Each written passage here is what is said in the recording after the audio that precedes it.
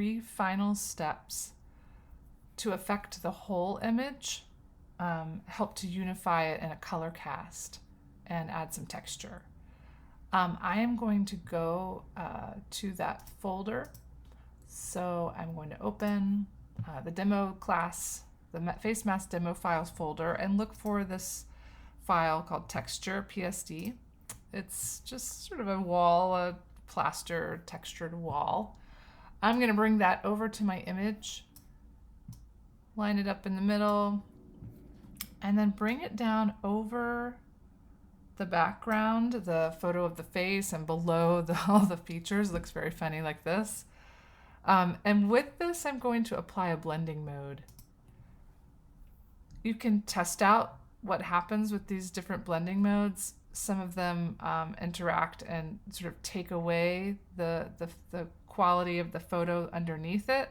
I really like the use of soft light in that it applies the texture onto the skin of the figure below.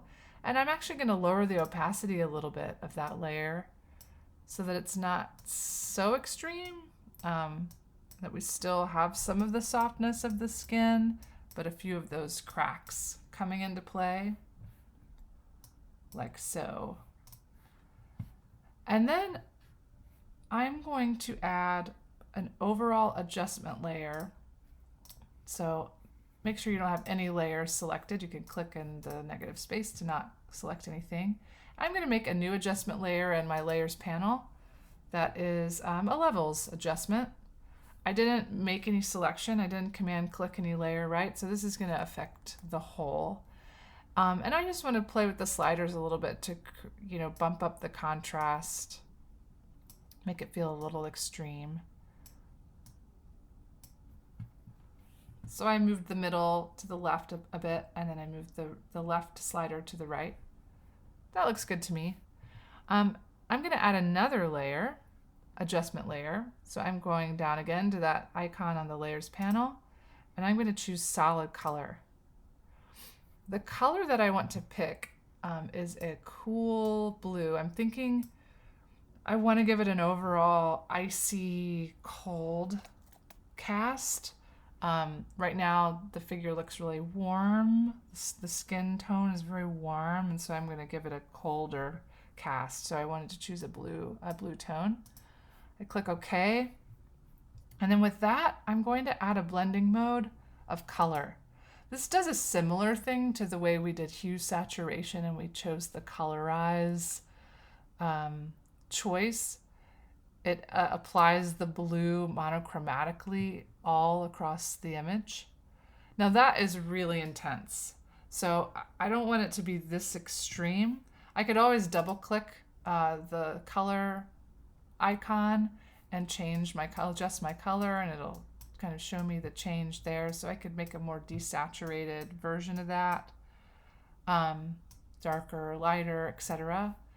I'm also going to lower the opacity a little bit so it doesn't have so much extreme effect. I just want it to take away the warmth of the figure. And then finally, I still want to bring those vibrant eyes out. So I'm going to click on the mask that automatically came up with my fill layer, the little mask icon on my layers palette, and I'm going to go back to my brush. And I'm going to move the opacity up to my brush. I still have a soft, round brush. I'm going to zoom in a tiny bit, make my brush size smaller, and just brush over the eyes to bring the color back, which is just, masking out this color fill layer. Ooh, I could do that in other places if I wanted to. Maybe I wanted to get my brush again, lower the opacity even more so it's not as dramatic, but I could bring back the mouth color if I wanted. That was sort of the natural of the photograph. And voila, here we are.